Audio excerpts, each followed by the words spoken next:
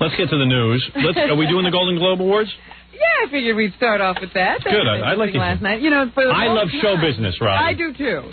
And for a long time, the Golden Globes have not been getting this kind of recognition. It's the first time in several years that it has had a live presentation on network television. Can I tell you my story? I tuned it in last night at 8 o'clock. And within the first 15 minutes, I saw Sybil Shepherd. Yes. And that moron from Frasier, Chelsea Grammer. Chelsea Grammer, yes. Win 2 awards each. Right. And I said, I'm not watching this. Larry Sanders, Gary Shandling sitting there. You don't win an award. Jerry Seinfeld doesn't win an award. These are the wackiest awards. That's why they have the lack of credibility that they suffer from. Well, you got Sybil Shepherd. First of all, they have categories where everybody's lumped in together. You had one category where Best Supporting Actress in a movie, miniseries, or TV show. Really? Yes. So you've got one woman who was in an HBO movie competing against Lisa Kudrow of Friends. Did she win? The woman, Shirley Knight, won for that movie that was on HBO about the child molestation charges against that California family. Yeah. She won for that, but she was competing against Lisa Kudrow of Friends. I see. So, in other words, it's a wacky award show. All right. Well, let's see what we got. And not only that, a lot of times, you know, really wacky people win. Like Pia Zadora one year won a Golden Globe for that stupid movie Butterfly, and that, you know, didn't lend much credibility to these awards either. Butterfly? Yeah. So, I mean, yeah, go try to find that. But anyway, last night, you know, they're flush with this newfound fame of theirs, so they were putting on a good show. And even in the acceptance speeches, people don't seem to take these awards as seriously as they would an Oscar. You know, when people get an Oscar, they act like they've been knighted by the Queen or something. Got something important under your belt. Here is Sybil Shepherd accepting her award for Best Actress in a comedy, I guess, comedy series. And here's a woman that should be home resting. Down at any award show. Who would ever give her an award? She thinks she's back. You know, right. She's like, oh, thank you for believing in me forever and not ever giving up on me. So for her, this was like the Academy Awards. Yes. To Christine and Alan, Dee Dee, Alicia, Tim, Officer Danny, Tom, God, everybody. Who have I forgotten? Have I forgotten anybody? That was it. What is she so out of breath from? She ought to work out. Well, listen, you're messing up the best part. Oh, okay. In a great crew. Oh, thank you all so much. And particular thanks to the great goddess in all her guises. May she bring us peace, joy, and righteous anger. Blessed be. Thank you. That's that god that Cates is into. Bill Cates is into the goddess. Goddess? Yeah, he's got that god. Yeah, that's like a whole new god. You heard about that, Officer Danny? That's a whole new god. No, I haven't heard. Really? In the funeral home, you haven't heard about Mother Goddess? No. Mother Love? It's witchcraft. It's Satan worship almost. It's Satan worship. I don't know. Cates is into it and he won't talk about it. Is that right? Hey, Gary, see if Cates is here. He can explain who Mother... explain who she's thanking and why. That's one pussy whip religion. Praying to the goddess. And Sybil Shepherd's into that because I guess, you know, Hollywood has been cruel or something and guys run it. Well, so. you know, Mother Goddess is giving her righteous anger. She's praying for righteous anger. Is that what she said? Yes. You should, that's why I played that. I was like, what are these things to ask for? I want righteous anger from Mother Goddess. She's wackier than Jackie's wife. Not even Nancy's into the goddess. No. Even she's got a normal god. That's a new one. Like, you know, Buddha was outrageous and L. Ron Hubbard was outrageous. Now they got Mother Goddess. Right. Officer Danny. You never know. Yeah. Well, L. Ron Hubbard was represented as well. Here is John Travolta's acceptance speech. That guy's a nut. John Travolta? Did I pull that? Don't tell me I forgot. You forgot it. Oh, no. What's his name? Scott, hurry up. Grab John Travolta's speech where he talks about L. Ron Hubbard. I can't believe I did that. What is it? Although Bill Cates is not here, I have him on the phone if you'd like to speak. Oh, good. Thank you. Oh, good. Hey, Bill. Hey, Howard. You're into Mother Goddess, right? Well, yeah, sure. I mean, you know, I'm not, like, only into that. I'm sort of into lots of things. Yeah. Now, who is Mother Goddess? Isn't that paganism? Well, yeah, it's allegedly the very first religion. It's witchcraft, right? Well, the basis of what a lot of people understand witchcraft to be is worship of a female deity, which is supposedly the very first thing, you know, all like the feminist philosophers and stuff. Cates is one of those guys that wants to be different. He's a woman. Yeah, he wants to be different in every aspect of his life. I don't want to be a woman. I'm perfectly proud of my penis and perfectly glad to be a man. You want to be like Officer Janet over in Hoboken? No, thanks. I don't even know who that is, but I don't want to be like Officer Nobody. Thank you. No, what I'm saying is that one day Cates came in and like was all serious about Mother Goddess. How did you find out about him and the goddess?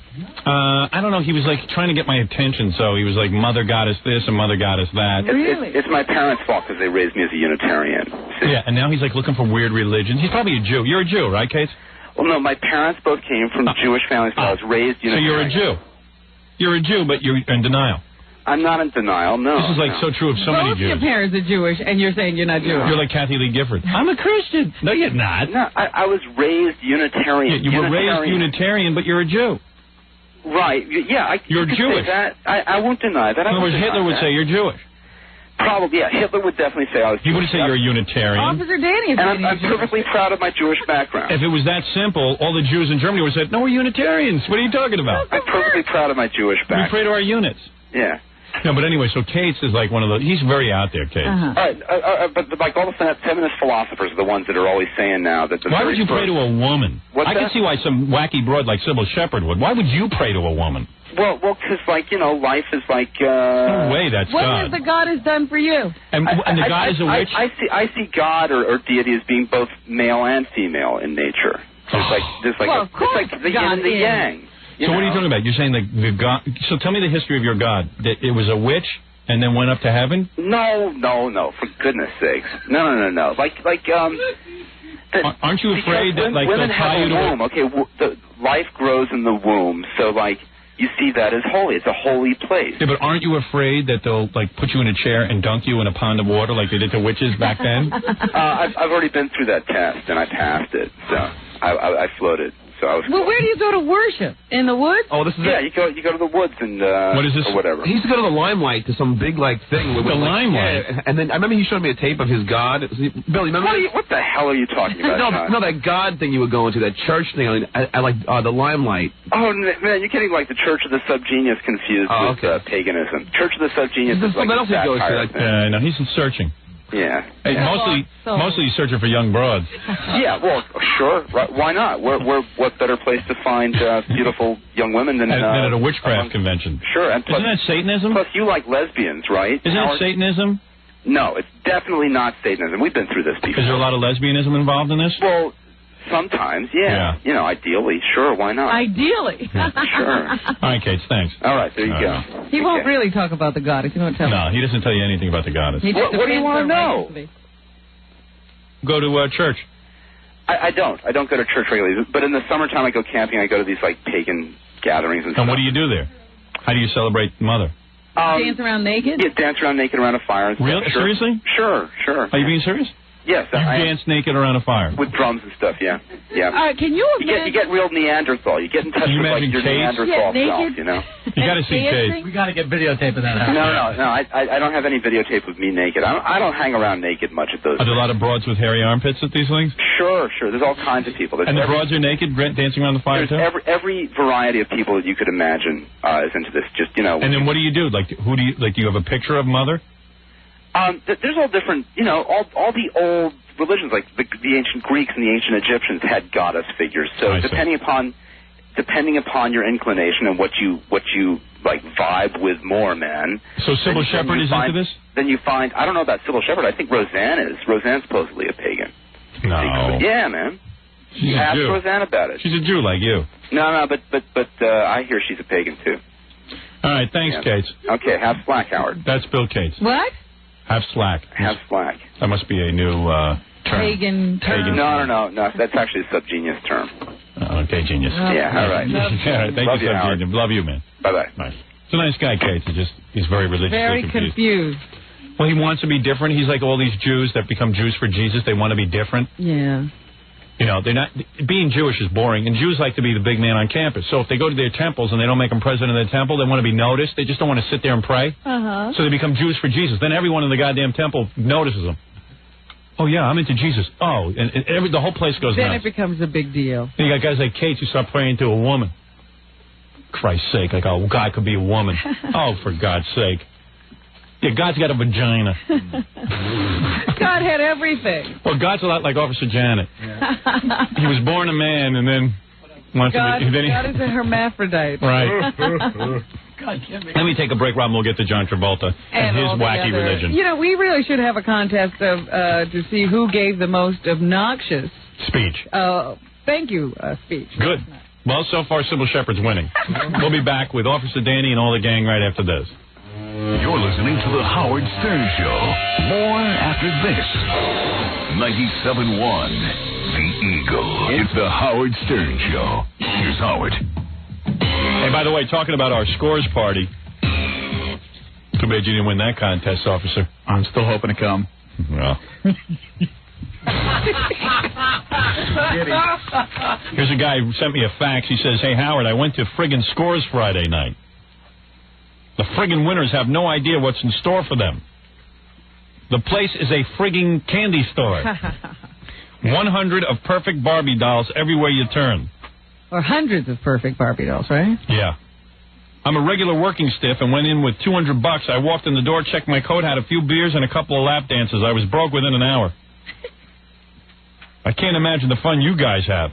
I had a lap dance with Tabitha. She said she danced for the gang once and said it was so wild she'd never do it again. It was too wild for a Scores. Yeah. Best thing about Scores was there was not one moolie in the whole place, this guy says. Racist. But he still got his lap dance. He sure did. Moolie. Must be some Italian guy writing me. I would imagine. Of course. Some wop writing. Yeah, some wop writing about the moolies. But, yeah, it's true. And, you know, I played earlier in the day some of the winners, but this guy, I don't know if you heard it, this guy won from Cleveland. He read my book, Miss America. Danny, you didn't enter this contest? No, I'm not that talented. Oh, come on. What's the matter with you? You could have been going. Tell me what night I'll meet you there. That's okay. You didn't win. It's going to be a private party for just my people who won. You got to win. You got to win to get in. I can't thin them at the door? Nope. Here's a guy in Cleveland who actually sent in... this was a great passage, didn't you think? Oh, yeah, definitely. He took the O.J. phone call and read that. Wonderful idea. Higgins. And Baba Booey to you all. Well, I didn't read to it. God damn it. I blew it again. If I was auditioning right now, K-Rock wouldn't hire me. And if Baba Booey had done that, you'd have his head. Right. Well, Baba Booey should have recruited. That's his job. I know it would be his fault. It is his fault. Well, anyway, the guy did a good job with his Cleveland entry. It's not going to recue. Yeah, it is. Here it is. From ABC, this is World News Tonight with Peter Jennings. Good evening. Tonight we have on the phone with us Mr. Robert Higgins, who lives in the neighborhood of O.J. Simpson and is on the ground and can see inside the van. Mr. Higgins. Yes. How is you? Just about as tense as you are, sir. Oh, my Lord, this is quite tense. Can you tell us what you can see? Yeah, I see O.J., and he's slouching down, looking really scared from his drive through town. But now, looky here. He looks very upset. Can you hear anything, Mr. Wiggins? I be in the back of a news van, so I really can't hear that good. But I can see it all. And I see O.J. He's great. Yeah, it's really good. I see O.J. That's our Cleveland winner. His name is...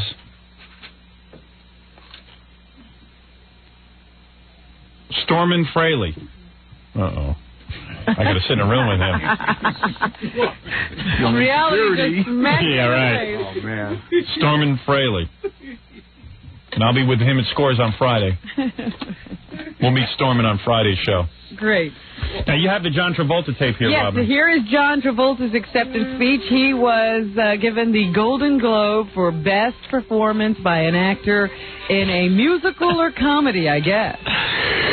Look at Officer Danny. He's begging me to go to Scores. He's on his knees. Let Officer Janet dance for you. All right, here we go. Give me a lap dance. You got a girl down there. All right, here we go. John Travolta. And also my friends. My friends Anson, Linda, Ronnie, Jeff, Michelle, and... What about his son, Jet?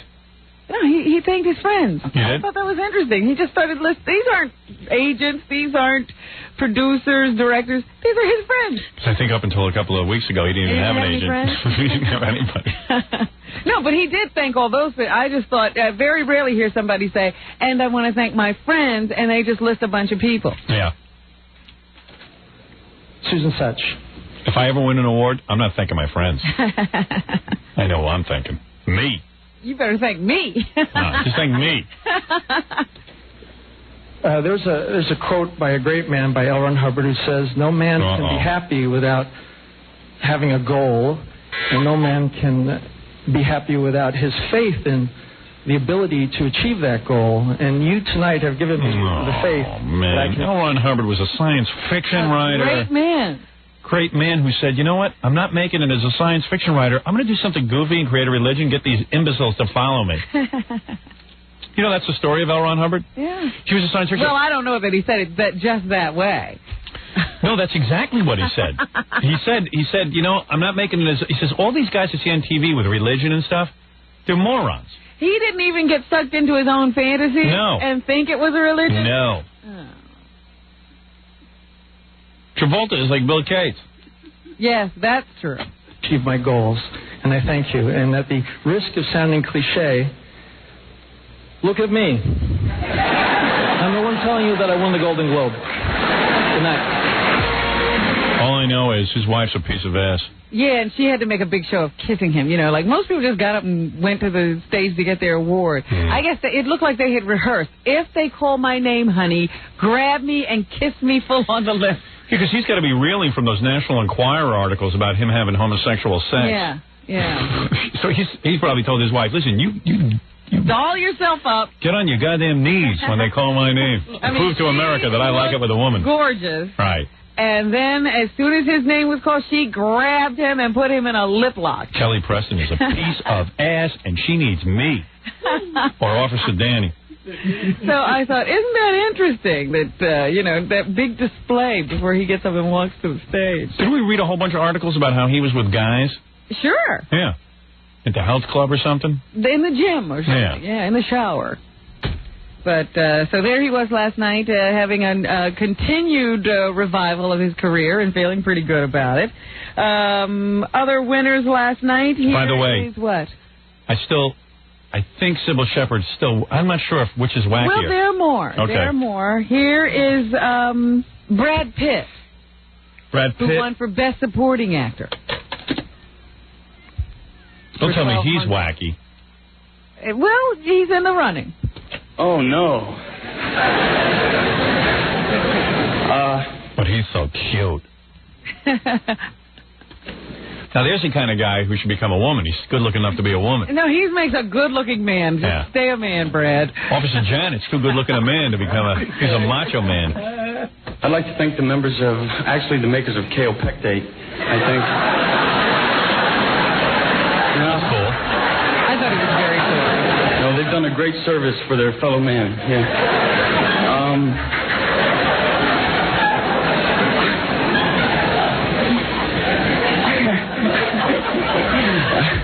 Thank you, Hollywood Foreign Press, for this moment of absolute terror.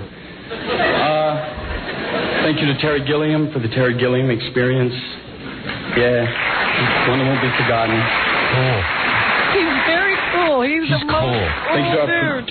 As opposed to like when Jackie wins his Golden Globe Award. Hey! Hey! Look at me! F you! I waited a long time for this, and I worked very hard. It's about time I got recognized. You join in. Producer Chuck Woven. Chuck Woolrich. Universal. Stephen Bridgewater. Let's see. Our writers, David Webb and Jan Peoples. Safety Dave Perez. It's like Big Bad Bruce Willis. The Truly Insane. Madeline Stowe, the rest of the cast and crew. I'd also like to thank Brian Lord, Kevin Huvane, John Levin, Cindy Guagenti. Wow. It just goes on like this. Everyone, he gets to the love, oh my life. He doesn't even say the love of my life. The love, oh my life. Who is that? Gwyneth Paltrow. Yeah. She's probably hot. And she sits there looking very... I got to get a tape of this. You guys have tapes of this. I want to watch this. Yes. Okay, and then let's see, who else should be in the running? Mel Gibson. He was kind of goofy about his award. He's getting a little long in the tooth. Well, he's now directing. He won for directing Braveheart. Braveheart? What's that? It was a great movie. Did I see it? It was a historical movie. You wouldn't like it. It was really that funny that it was historical? No. That's hysterical. Oh. Historical. I see. Thank you. I guess I couldn't be a lieutenant. I just thought that was your accent from Baltimore. Oh, this is really historical. All right, here's Mel Gibson. Thank you. Thank you, man. Thank you, Hollywood Foreign Press. Shut up. So smug. I'm really honored to get this. I really didn't expect to get it. Yeah, go back and to my wife. there's a huge list of people to thank. Starting with, I think, the guy who inspired the whole story, a scriptwriter by the name of Randall Wallace, who wrote me an extraordinary script.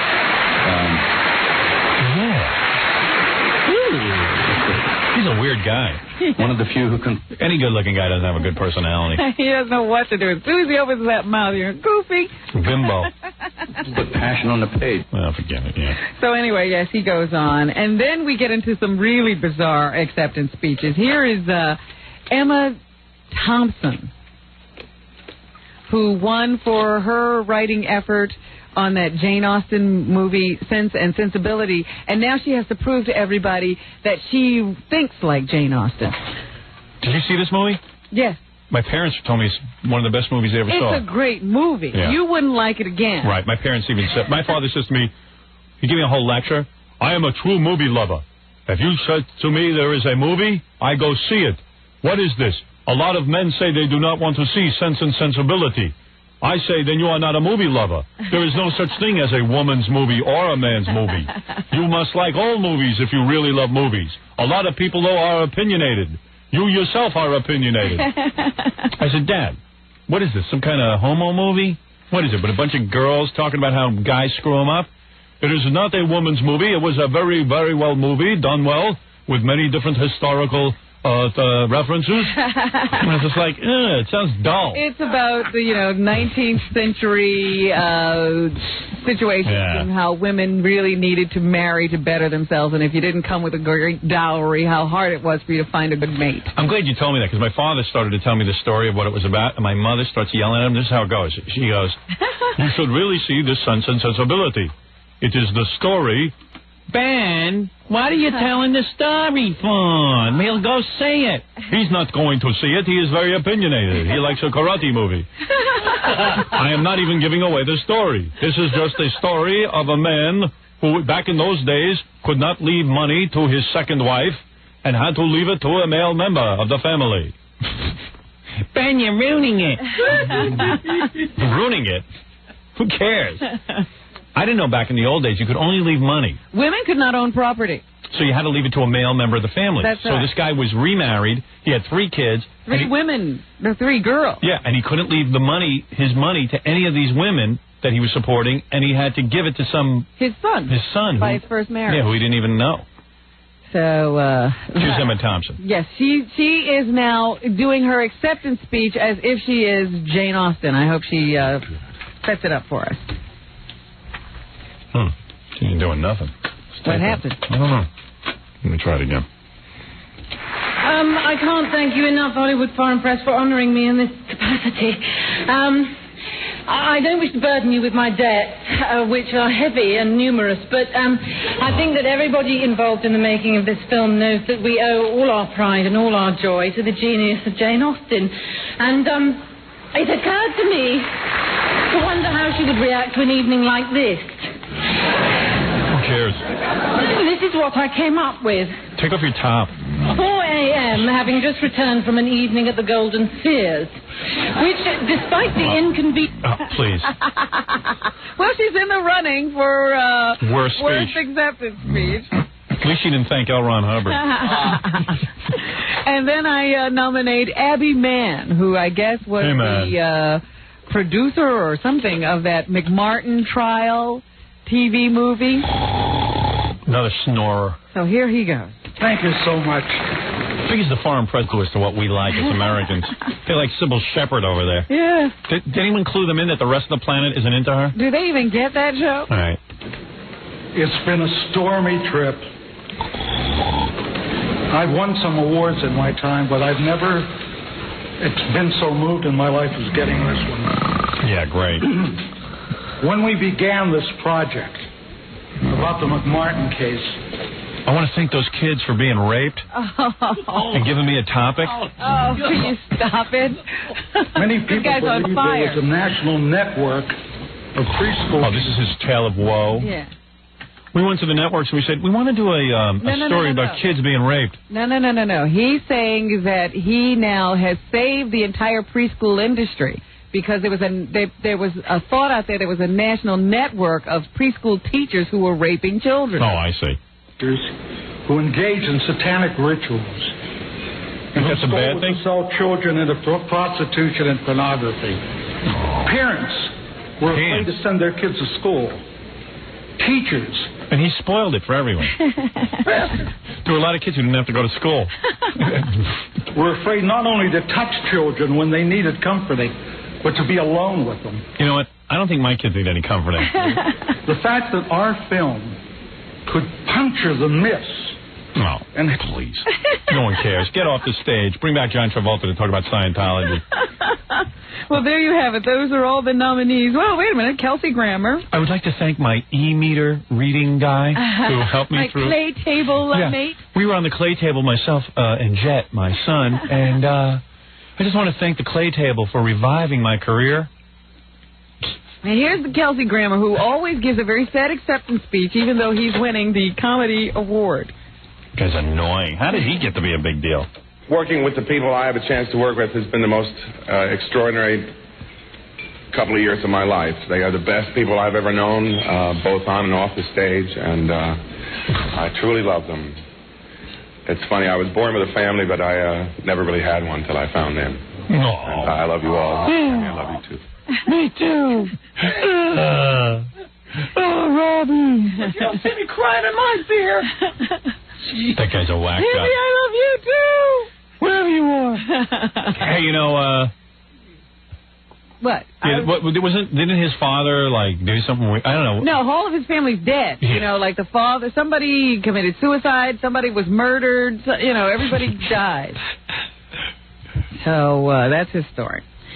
Here are some words that Mark Coppola was hoping not to hear. Did you see that cart number 6? Oh, his brother won. And the winner is Nicolas Cage, leaving Las Vegas. Yeah. Nicolas Cage, Golden Globe winner, on his way to an Oscar nomination, everybody's saying. Here's Nicolas's acceptance speech. I wonder if I saw this movie. I don't think I did. No, you did not.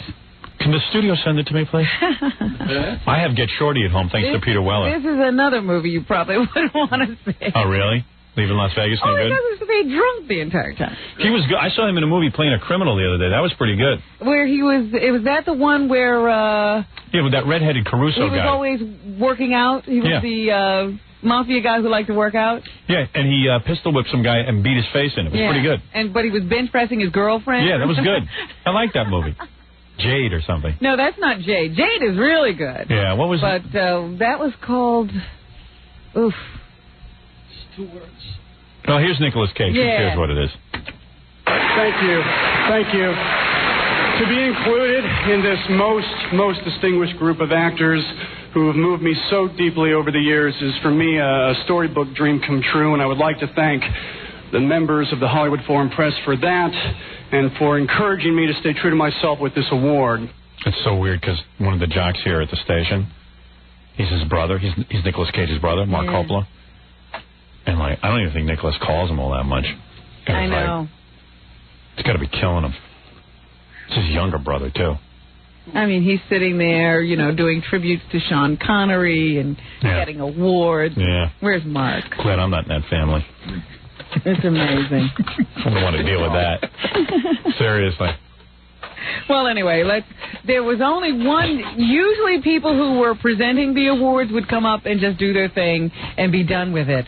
But Tom Arnold was presenting with Terry Hatcher. Who wrote me? Elizabeth Hurley. No, it was Terry Hatcher. Yeah. And Terry Hatcher wrote me. Really? Did she? Yeah, she wrote me back. I'll do that on tomorrow's show. Great, because here is Tom Arnold. I guess he's still in a desperate attempt to prove that he's funny without Roseanne. Okay. And that Roseanne is not responsible for his career. How are you? You look great.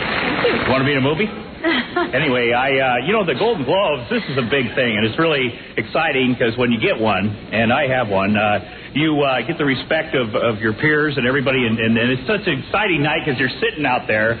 I remember, I was sitting out there, and, they call out my ex-wife's name, and she is, of course, home recovering from plastic surgery, so I get to come up here and get the award, and it was a really big night, so... Really laid an egg. Like it's not true. Anyway, Terry, the nominees for Best Performance by an... Terry threw up on her shoe, didn't she? Wait a minute, she comes in to try to save this whole thing. Actress in a supporting role in a minute, or in a mini-series, in a series, supporting role series... Maybe I should speak.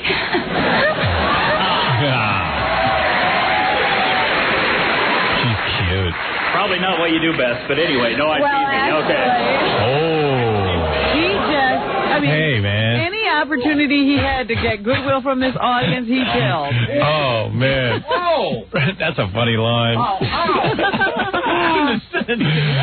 Probably what you do. He should have just punched her. Yeah, why didn't he trip her and tear her dress off? Hey, I'm for that. He didn't want her on the stage with him. I'm teasing.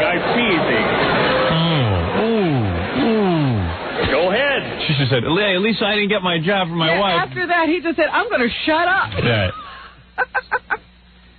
But, she was gracious. She didn't sling back any mud. What was she wearing? She was wearing a beautiful white gown. She looked absolutely gorgeous. With her breasts? It was V'd. Very nice V there. Yeah, she wrote me a note that she was sick. I told you she was sick. Yeah. I knew she wasn't ignoring. No. No, but that's not what... I got a weird letter back from her. I'll tell you all about it. Oh, okay. Even though I'm not supposed to say this, seems I need to step in. The nominees for Best Performance by an Actress in a Supporting Role in a Series, Miniseries... Oh, she was hurt. Oh, yeah, he was really obnoxious. Yeah. She was trying to be nice, and she's, just like, let me help you out here, because you're not doing real well. He goes, okay, go ahead and read it. It's probably not what you do best. Hey, in all fairness to Tom Arnold, he is a recovering addict. Oh, that's the excuse. You better come up with one quick. All right, let's take a break, and we'll be back right after these words. Yeah. We'll be back with the Howard Stern Show. Don't go away. 97.1 The Eagle. I don't mean to harp on... Well, it's the Howard Stern Show. It's Howard. I'm doing this diet. I've lost 4 pounds. I'm doing good. So I sent Gorillo out to that place, to get me that vegetable bean soup. That's what I decided I was going to eat for lunch. Right. With some chicken. So I wouldn't eat any rice or potatoes. So Gorilla comes back and he goes, this is the soup they gave it. They say it's vegetable soup, but it's not the one you wanted. What is this? I don't know. So I go, Gorilla, what are you, a moron? He's amazing. The times he questions, he shouldn't. I go, this is not what I wanted. He doesn't. What they don't have the one you want. They said it's the vegetable soup, and I said, but where's the one that I like? The one with the beans? They don't make the same soup every day. No, I know that. That's why I asked. Do you have that one that I ate, the vegetable soup? That's the one I said. This is what they gave me. And I know Gorilla thinks I'm being a big baby. I'm not. But the thing is, you're hungry. I'm starving myself. I understand that. And I feel bad, and I'm bummed out. Would you look at it before they put it in the package? I thought that was the one you had the other day. I didn't look at it the other day, so... All right. I'll eat I have chicken and a baked potato also for backup. All right. Backup. I'm trying to think let's wait till I get off the air. Don't worry. All right, thanks. Please enjoy your Zoom. He's trying to think, he said. Please. No, I hate busting the kids' balls because, it's a crummy job getting me my lunch. But I'm starving. I'm ready to, rip out a chair and eat it. I'm really trying to lose weight. Look at it, some broth. I can't eat a broth. I'm going to vomit. You need a hearty man. Yeah, I need a hearty man soup. That's what I was expecting. It's my big meal of the day. No, I'm looking at some bok choy and some water. What's that mean? That's water with some shrimp. I mean, not shrimp, with mushrooms. Yeah, it looks good. You eat it. You eat it. I'm having Fatso. chicken. Barbecue chicken. Barbecue chicken. I'm ready to die over here. Anyway, Robin, go ahead. O.J. Simpson will be doing what everybody's been waiting for today. He takes cutting his own head off? No, and gives a deposition in the civil suit filed against him by the Goldman family. That's today? Yes. What channel is that going to be on? It won't be on TV. It's behind closed doors.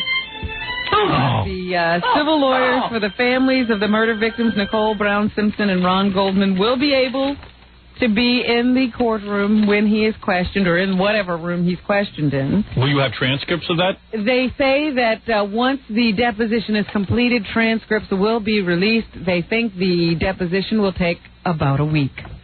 I did not kill her. I plead the fifth.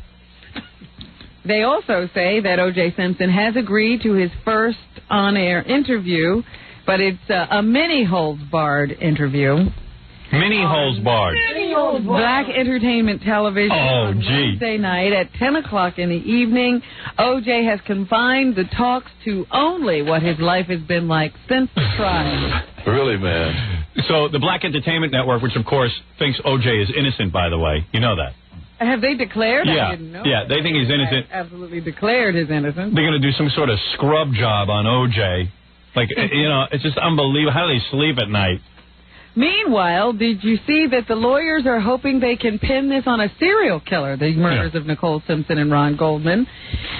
This guy, Glenn Rogers, who's now in custody, and they think he's responsible for a number of murders across the country. You know, he's claiming to have been involved in a number of them. They seem to think that he probably brags a lot, and authorities don't give much credence to a guy who came forward recently to say that this Rogers character told him before his arrest that he was responsible for the murders of Nicole Simpson and Ron Goldman.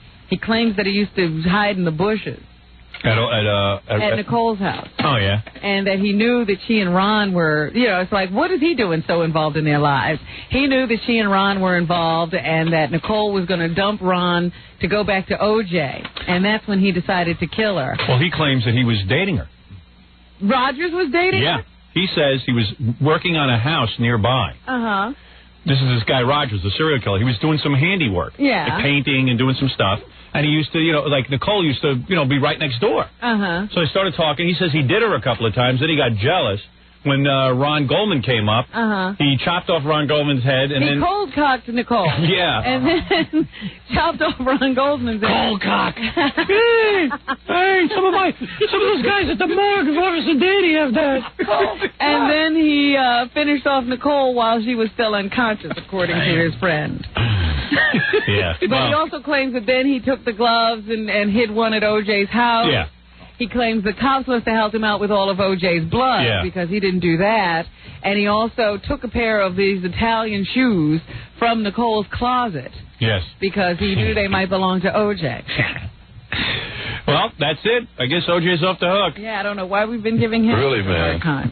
Hey, I'm sorry, O.J. I didn't realize you were innocent. Also, the guy claimed that Roger showed him the murder weapon. He asked him, well, if you killed Nicole, where's the knife? And he pulled out a knife and said, here it is, right here in my boot. You want to touch it?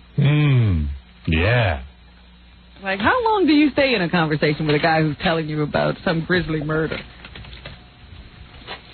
Well, thank God for O.J. being cleared. Lucky O.J. Really, man. The world was not going to rest until it finally came out. I guess O.J. was right when he was golfing. He said he wouldn't rest till he found the killer. Really, man. I did not do it. The governor of Pennsylvania is up in arms. Tom Ridge says he's looking for some more federal disaster aid to help residents cope with flooding there. Here is Governor Ridge. I hear a lot in Washington these days about feeling everybody else's pain. Well, I think they ought to get off their bureaucratic behinds and come up and see the pains on the faces of the people who've lost their farms, lost their houses, lost their trailers, lost their businesses. I would love to feel your pain. I would love to. What else does the governor have to say about the devastation to his state? Where is this devastation? I missed in that. Pennsylvania. I don't live there. We've got people dead and missing. We've got families walking around in shelters with only the clothes on their backs. We have roads underwater and ice in 57 counties. We've lost bridges. There's a bridge in Harrisburg that was 106 years old. But according to them, you got flooding in basements. And that's about it. Yeah, he says that they're minimizing the devastation as a result of this flood because it's not like a hurricane or an earthquake, but they should come see the devastation. There's also a problem in Rhode Island, off the coast of Rhode Island today. Apparently some heating oil was on a barge, and somehow or other it started to leak, so they've got a big oil spill off the coast that they're saying is causing a disaster. Mm-hmm. Lots of disasters going on. It is the 23rd anniversary of Roe versus Wade today. Yesterday, some anti-abortionists were out rallying because, you know, this is the day they come out and try to influence everybody to think that abortion is wrong. And now they have been greatly assisted by the woman who was the subject of Roe versus Wade, this Norma McCorvey, I think her name is. She was the actual person in the case back then. And here is Norma. She converted to born-again Christian or something in the last year or so, and now has become a staunch anti-abortionist. We've got... Oops, that doesn't sound like her. She said, Norma, tell them I'm sorry. Who should? Who said that? Some woman who was having an abortion. Oh. She was sitting there talking to her. Tell them I'm sorry for being so terribly, terribly dumb. What more does Norma have to say? I suddenly realized that it was a child. It wasn't tissue. It wasn't a lump. She's just bummed that no one from the abortion, the pro-abortion forces didn't pay attention. She didn't like the idea that she wasn't center stage with them. So she found a stage. Right. Here she is once again. I'm with my family now, and I'm with my Lord. Mm-hmm. Who, the goddess? Which Lord is she with? That would not be the goddess. L. Ron Hubbard? She's with God. Oh, she's with the real God. Cool. According to her. Okay.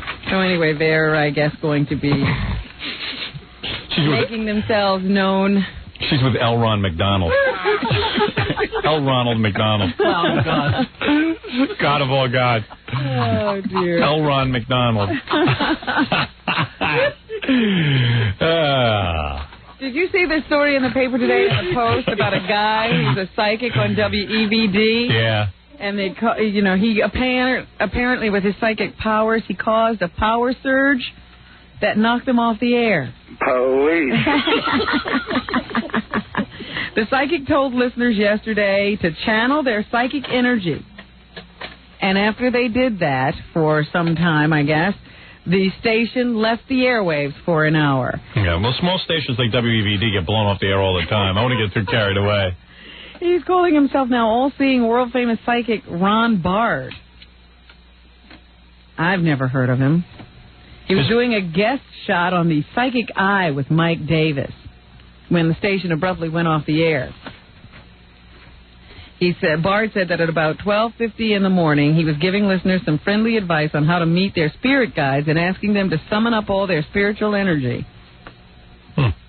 So then once they did that, the station fell off the air for a while. And now Bard is saying that he'll be much more careful with what he tells people to do with their psychic energy in the future so that these kind of things don't happen. How many times has he been on the air and nothing happened?